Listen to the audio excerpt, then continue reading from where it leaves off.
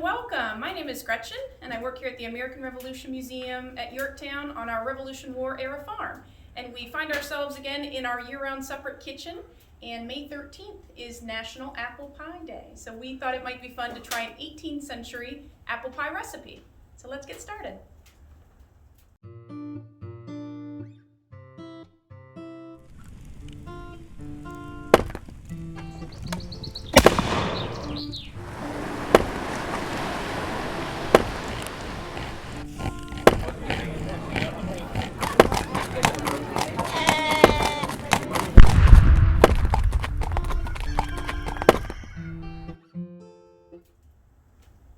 So we are going to make this pie that we found in Amelia Simmons American Cookery, and it's a really neat cookbook. It was actually published in 1796, so slightly past our time period, slightly past the Rev War time period. But what's neat about it is it's considered the first American cookbook.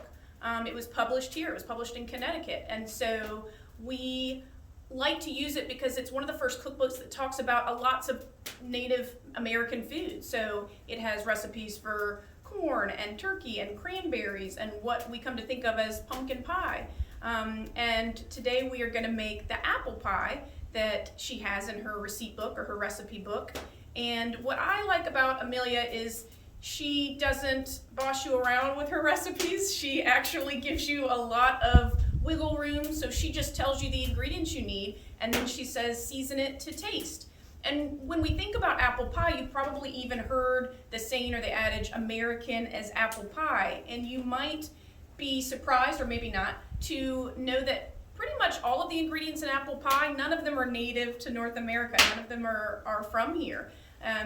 The only apple that's native to North America is the crab apple. All other apples are coming from the Middle East and Asia and Europe, and they are introduced by the English in the 17th century. By the 18th century, they are all over the colonies, particularly here in Tidewater, Virginia, where most landowners are going to have a small orchard on their property, and so they can use the apples for cooking and for cider and for vinegar. And so we find apples all over the place by this point, lots of different varieties.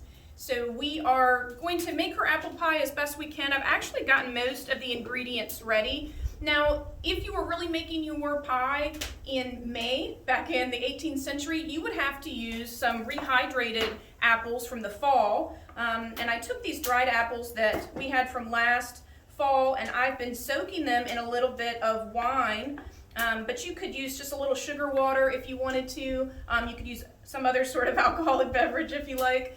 And we're going to rehydrate it. But I've also got fresh apples here because a lot of times what's nice about 21st century cooking is you can cook with any of these ingredients year round. And so we've got the apples peeled. Most 18th century apple pie recipes actually call for some sort of tart or sour apple. So I think Granny Smith is a really good one today if you can't find an heirloom variety. But they have been peeled and kind of sliced up. And a lot of times you'll find pies in the 18th century, they are layering in the ingredients, and in theory you will get the same bite as anybody else that is having a piece of that pie. So I use a pastry cloth for when I'm rolling out my dough, and I have made a lard crust today. I find that it works a lot better. Amelia Simmons does not even tell us really how to make a crust. She just says, get your crust ready. She's assuming you know that already, which most people would know. If you don't think lard is right for you, if you want to use butter, you're certainly welcome to, or any kind of shortening, but some sort of fat or oil is what you're going to need. So I've got a pastry cloth. It's really just a tightly woven piece of linen, and I'm dusting it with a little bit of the flour, and you will find that this pie crust is more like bread dough when you're first working with it. If you're using the butter crust, you will see that it works a little bit more like clay. So I'm going to dust our rolling pin as well so it doesn't stick to it. And I'm going to roll it out. And I like the crust to be a little thick. If you use a lot of lard like I do, maybe a fist size full of lard, you're going to have a really flaky, nice crust. We're also going to grease up the bottom of our redware pan because we do cook in ovens here. We cook in Dutch ovens, and they work just like an oven in the 21st century. Instead of heating elements on top and bottom through electricity, we're going to have heating elements in the form of coals. So I've got our redware dish here, and I'm just going to take a little bit of the lard. If you're using butter, you can certainly use the butter. And it's different from a cake pan. So with a cake pan, you might want to dust it with a little bit of flour. I never dust for pies. I just put in a little bit of that redware so that, or a little bit of the lard in the redware so that it doesn't stick. And I'm going to put this in the bottom. And I don't mind if a little bit sticks out. Some people will end up cutting the excess. I just fold it in so there's a lot more crust, because in my opinion, crust is the best part of a pie, no matter what kind of pie it is. So 18th century, you might have an apple pie as dessert, but it actually might be the side dish that goes along with your meal because it has bread, it has fruit in it. And so I've got a little bit of sugar. I got about a half a cup of sugar. Since Amelia doesn't tell us how much we use, I'm going to use a bunch, but you can also use less if you want. She also calls for cinnamon to taste, so I'll put a little cinnamon in the bottom, and mace, which is the outer husk of a nutmeg. And she says to lay the apples out. So I'm going to make this one with the fresh apples since we've already cut them up so nicely. But we might make one with a butter crust with our rehydrated apples too, which tastes just as good. I kind of liken it to canned apples. If you ever use canned fruit when you are making pies, the rehydrated dry stuff is a lot like canned. And a lot of people prefer fresh. You know, if you can get fresh, you should use fresh. But if you want to try it the old-fashioned way, depending on what time of year it is, you're certainly welcome to. Now, Amelia also says to use a little bit of lemon zest. I find it kind of a pain to make a lot of lemon zest, so I'm going to use just a little bit on a few of these layers. And she also says to use the rose water. So sometimes when people see us cooking, especially with like a citrus fruit like lemon, they'll say, could they get that back then? And the answer is it depends. So if you live in Tidewater, Virginia 250 years ago, you are about 12 miles from the capital city at the time. You are right up the hill from a very busy seaport. And so if you can purchase it, if you can barter for it, you can have anything in the world. So things like cinnamon and sugar are being grown down in the Caribbean using slave labor. And so that stuff is making its way up to the colonies and a part of, you know, that world market.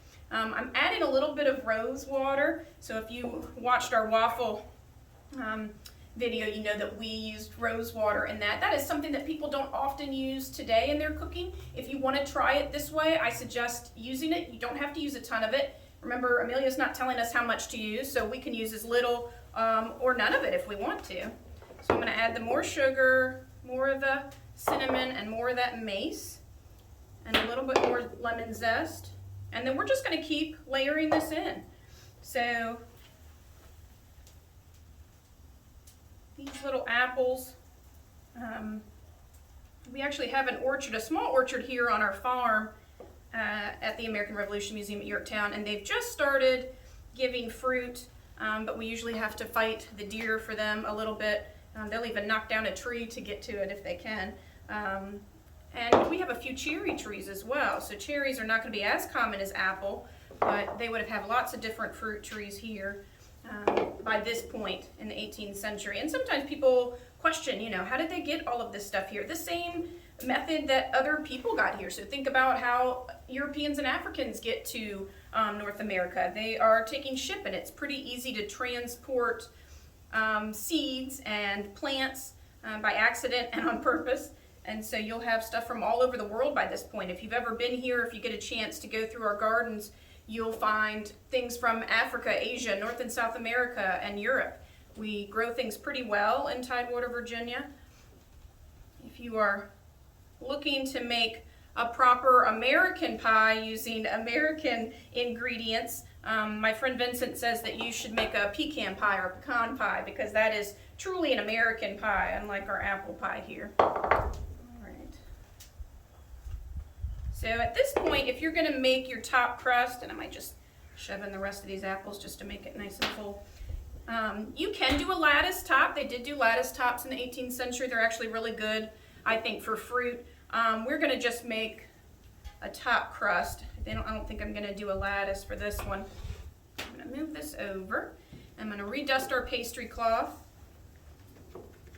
And I'm going to roll out the rest of our dough. So all I did was halve that. I took half for the bottom and I'm going to use half for the top.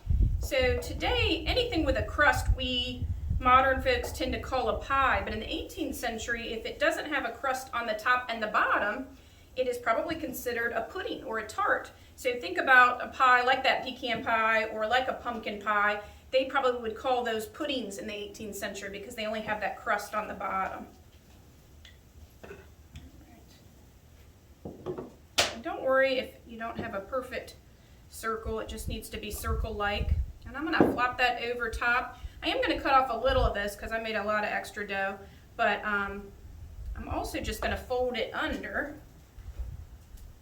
And this is the part where I think sometimes people get intimidated by making their own crust, and you certainly can buy the crust already made, but it's not that hard to make pastry or a crust, and then you can make it just how you like it. So I like to fold it under because I like that nice crispy edge to it. And sometimes people will use the edge of a fork. I usually just use my thumb all the way around. If you get your hands or your fingers, if you get your hands kind of dusted with the flour, you can move that all around. Now in the 17th century and the 18th century, if you're a gentry class, you might be used to a very pale crust. They like a very pale crust. I do not, however. I like it to be a nice golden brown, and so I always add an egg wash. Sometimes people will just use an egg white. I actually like to use the whole egg, complete with yolk. So I'm going to put that to the side for a second, and I'm going to take just a regular old chicken egg, although we do have duck eggs here, and that works just as well. And I'm going to mix that up just a little bit. And you could use, if you have a pastry brush, you certainly could use that. I'm going to take the classy route and just use my fingers to put it on there, but I actually put it around the whole thing. So I start with all the little divots in the side, and then I'm going to wash the top with it too, and that's going to give you a beautiful, nice golden brown crust. You'll even have people using milk. You can put a little milk or cream on the top. I think egg works the best, but you can do what you like, because remember, 18th century recipes are all about season it to taste. So whatever you prefer is what you can do. All right, so now I'm gonna use that same knife. It's been very helpful today to cut some vents in the top, and he's ready to go in the Dutch oven.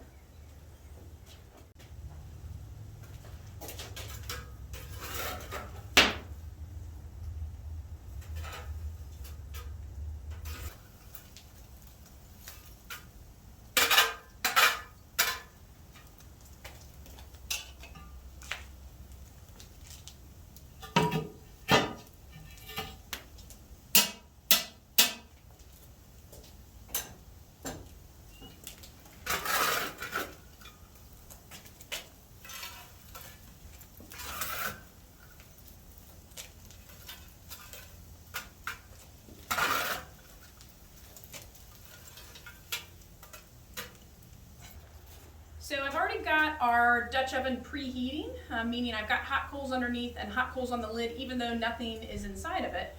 And I'm going to use this little J-hook to lift up the lid. And so you have to lift straight up. Every once in a while you'll mess that up. I'm just going to let it hang right here on the table, which horrifies some of my coworkers. So there's a little metal trivet in the bottom, and that's going to be so that the pie plate doesn't sit right on the bottom of the Dutch oven. So I'm just going to take him, set him right inside, and put the lid right back on. And we are going to resist the urge to check it for a while. So today it's very easy to set your oven for whatever temperature you want.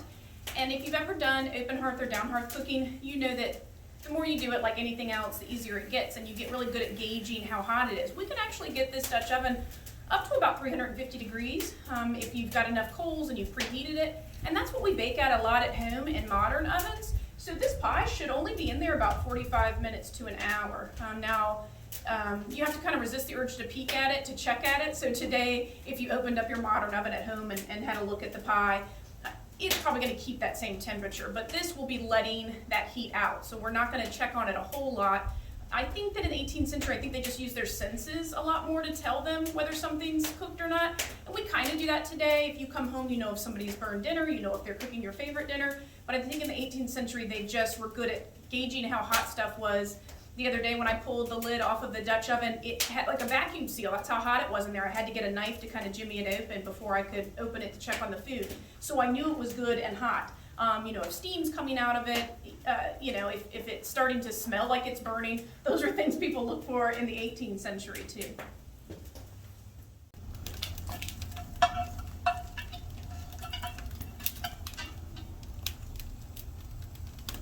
Get in there. Poke these little bits.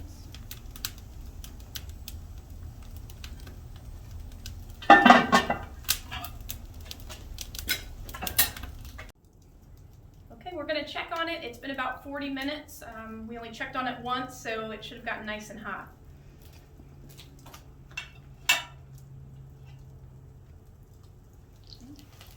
That looks pretty good. There is steam, and I can hear some of the sugar kind of spilling out and sizzling, so those are good signs that it is all ready to come out of that Dutch oven.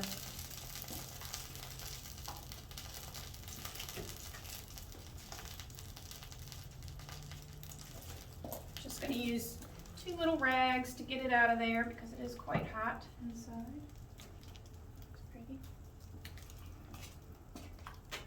Okay, so since Amelia suggests we bake it until it's done, I have deemed it done, and we're going to let it cool and set for a little bit, and then we are going to try it. Okay, so it's had a chance to cool, and now I'm going to call in some of my friends to test it out for us. Okay, y'all, come and get it.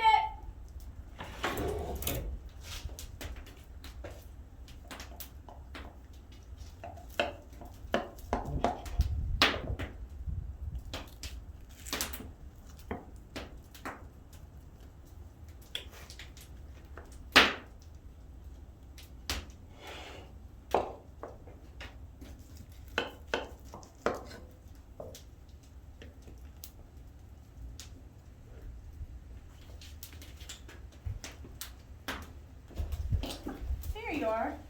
All right. Okay. Amelia Simmons apple pie. You may. Smells delicious. Good.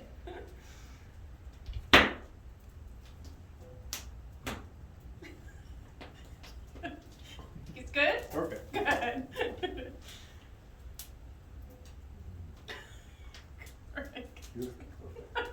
Good. Well, I hope y'all enjoyed our apple pie recipe today, and I hope you try it out for yourselves, especially on May 13th, which is National Apple Pie Day. And come out and see us here at the American Revolution Museum at Yorktown. We cook every single day of the year.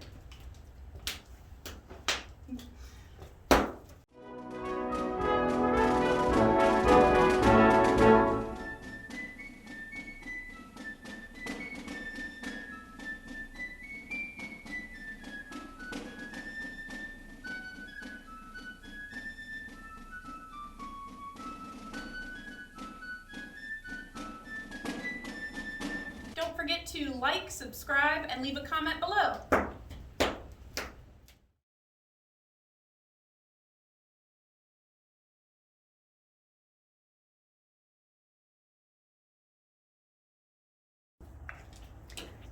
Look, even our cameraman / director likes apple pie. We forced him to do that.